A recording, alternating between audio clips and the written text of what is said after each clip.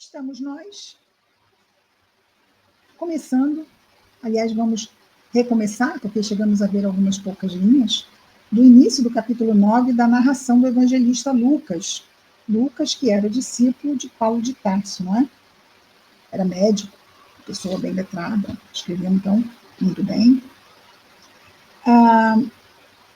Neste início do capítulo 9, no Novo Testamento, claro, não é? Vamos começar um subitem, que é a missão dos 12. Apóstolo, nós já falamos aqui várias vezes, não é? Apóstolo é diferente de discípulo. Porque o discípulo, Jesus tinha dezenas que o seguiam, que aprendiam com ele, mas que não foram escolhidos por ele. Se escolheram, como nós nos escolhemos para sermos discípulos de Jesus e buscamos estar sempre junto ao Mestre, aprendendo com ele, rogando suas bênçãos. Assim os discípulos à época de Jesus também. Mas os apóstolos são diferentes. Por quê? Porque os apóstolos foram escolhidos pessoalmente pelo Mestre. Escolheu um por um daqueles 12. E não errou em escolher nenhum deles. Ele errou a escolher Judas. Não errou. Ele trouxe para o colégio apostólico seres humanos com falhas diversas. Por quê? Porque precisamos de nos identificar e não achar que as coisas estão fora do lugar. Todos nós somos espíritos imperfeitos. Os nossos irmãos apóstolos também o eram. Então, estão ali, falhas humanas, poderiam ter se fortalecido e não caído em erro. Mas, não, por vezes, não é? Não estavam ali fortalecidos, não buscaram fortalecimento e caíram em erro. Judas traiu. Pedro, por exemplo, negou Jesus 3 vezes. Então, nós temos várias razões que levam o ser humano a errar. E aí lembramos da mulher adúltera. Qual de nós poderá jogar a primeira pedra? Não é? Mas então, estávamos falando dos apóstolos e o Mestre escolheu cada um deles. Então, isto é uma característica do apóstolo, ser escolhido pelo Mestre. Okay. Segunda característica do apóstolo, ser treinado pelo Mestre. Porque a terceira é receber do Mestre uma missão. Então, como é que Jesus poderia delegar missões, ou a missão, não é, de divulgar o Evangelho depois que ele partisse? Essa era a missão, de serem os continuadores da divulgação do Evangelho no mundo. Como eles poderiam fazer isso se não houvessem sido treinados? Não é? E é exatamente isso que vamos ver aqui no início do capítulo 9. Como Jesus vai desenvolver esse treinamento. Vejamos então, missão dos 12.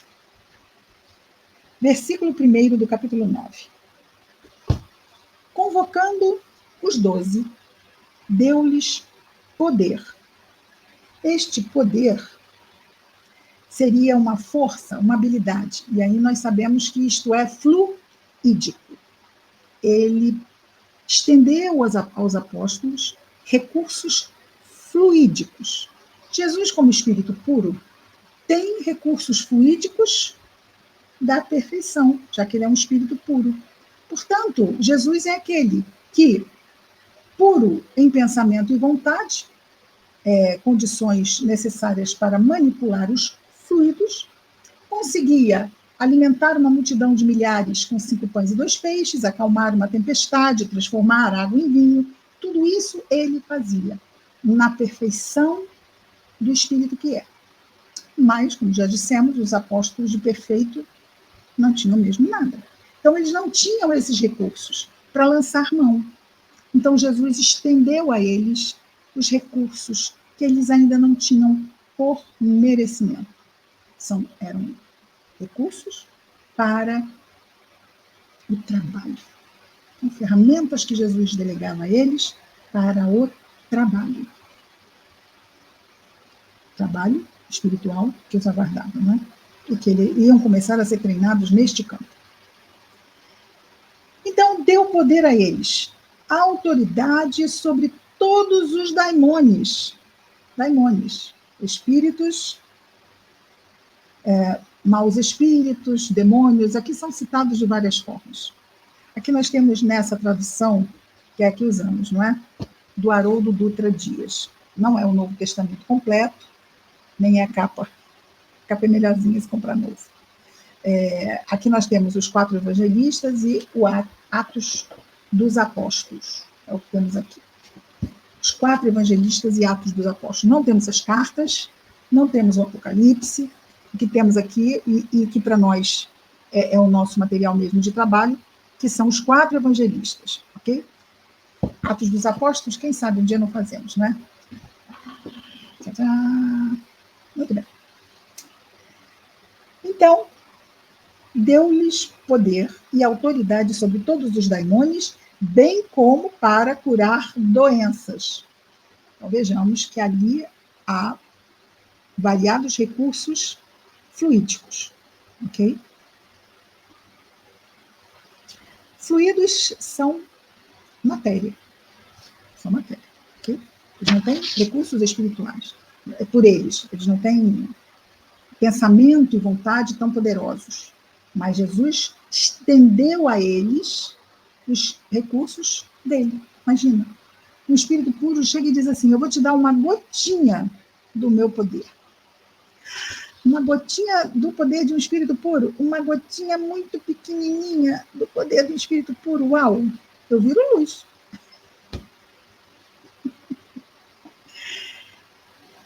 Muito bem. O que fez então Jesus? Enviou-os para proclamar o reino de Deus e curar os enfermos. E nós não vimos isso na mensagem inicial? Curar e proclamar o reino de Deus. Curar e proclamar o reino de Deus. Aqui ele só inverteu. Proclamar o reino de Deus e curar os enfermos. Porque, na verdade, em termos de importância, espiritualmente, muito mais importante é sabermos do reino de Deus do que curarmos uma doença que está apenas no corpo. Não é? Até porque, se aderirmos à proclamação, o corpo, ficando bom, não voltará a adoecer. E versículo 3. E disse-lhes, atenção, atenção, atenção para o que Jesus disse: nada leveis para o caminho.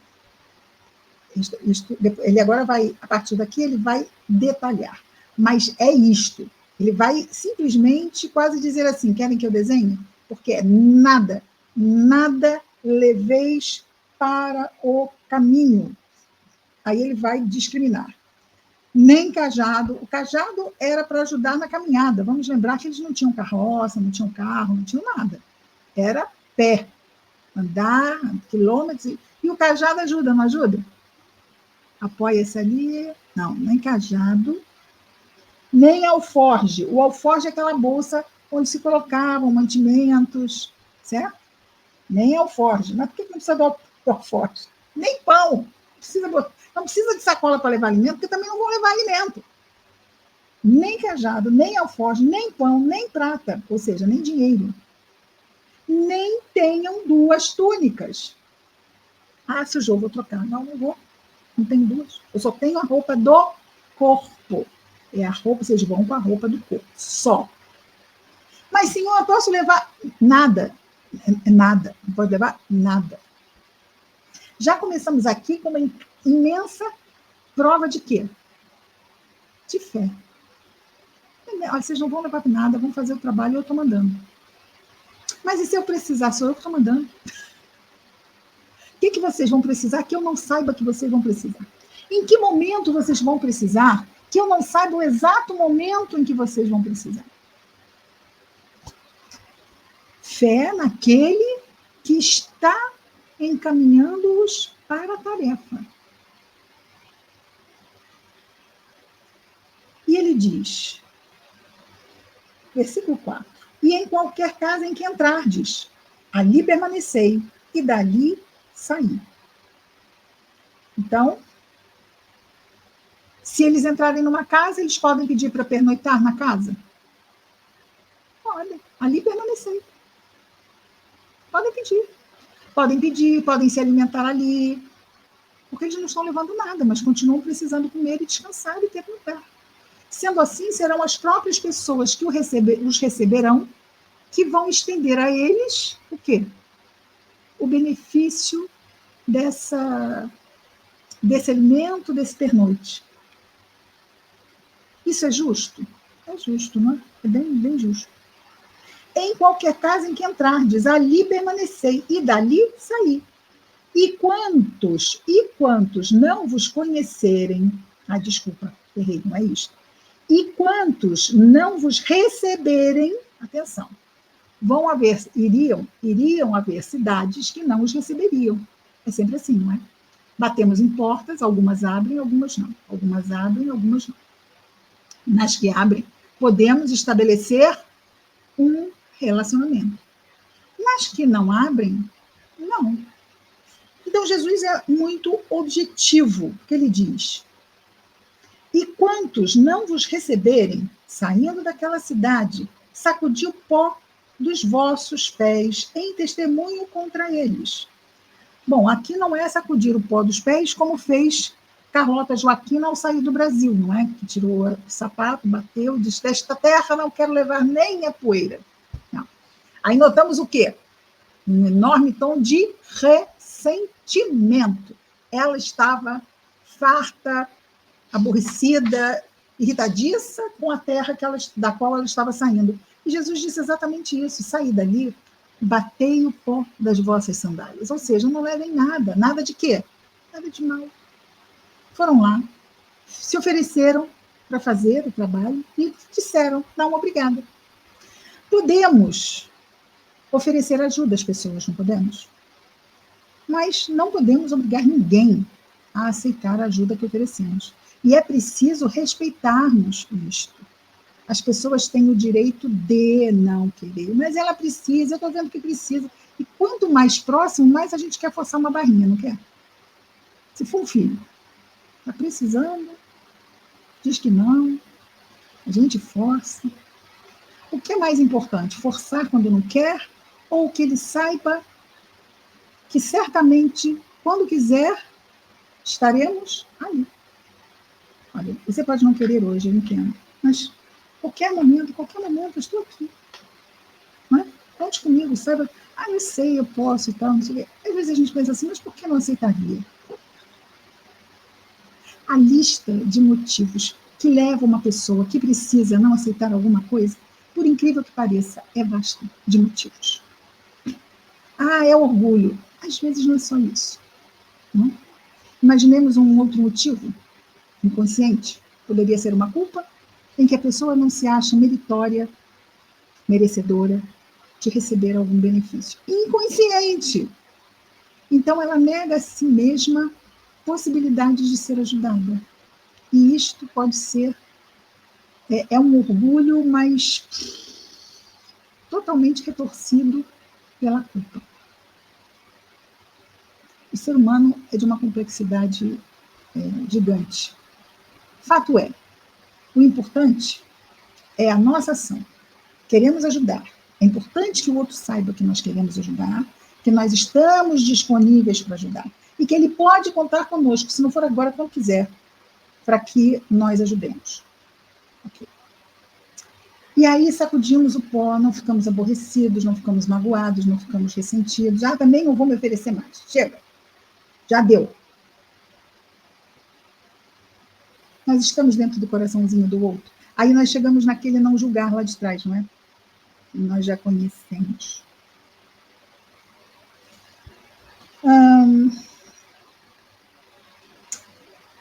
Em testemunho contra eles. Vejam,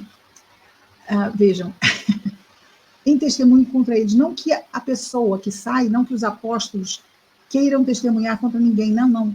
Quando a pessoa recusa, ela já está definindo, ela está testemunhando contra si mesma, não é? Puxa vida, teve quem veio bater na minha porta para me ajudar, e eu disse não. É a própria consciência. Nós não precisamos de juízes, porque nossa consciência faz isto, não é? E precisamos, inclusive, termos bom ânimo a fim de que, quando a nossa consciência perceber que, sim, houve um erro, sim, eu me arrependo, ok, eu me arrependo, então vamos lá, vamos reconstruir, vamos retomar o caminho, né? Vamos ter bom ânimo e prosseguir. E aqui Jesus continua dizendo, versículo 6, ao saírem, atravessavam, então que estavam com Jesus, Jesus falou com ele, depois eles saíram, foram lá fazer a tarefa que Jesus delegou. Esta tarefa era uma tarefa de quê? De treinamento. Era um estágio supervisionado. Okay? Estavam estagiando e Jesus estava podendo ali supervisionar a ação deles.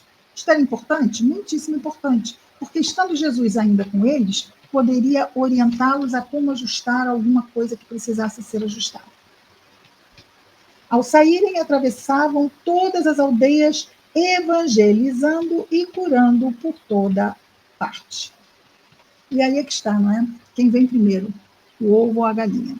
Eles evangelizavam e curavam, ou curavam e evangelizavam? Por ordem de importância, é evangelizar e curar. Por ordem de atenção, de chamada de atenção da parte dos encarnados, muitas vezes o curar vem antes do evangelizar. Por exemplo, Chico recebia o correio de luz, não é? Aquelas cartas das mães que perderam seus filhos. Quantos livros trazem essas mensagens deste trabalho?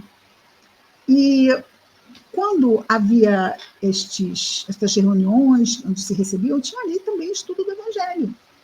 Ou seja, as pessoas iam lá buscar consolo, mas também recebiam esclarecimento. O Evangelho vinha sempre, então Chico estava sempre evangelizando e curando, da mesma forma, evangelizando e curando. Só que a cura era emocional, através das cartas, não é?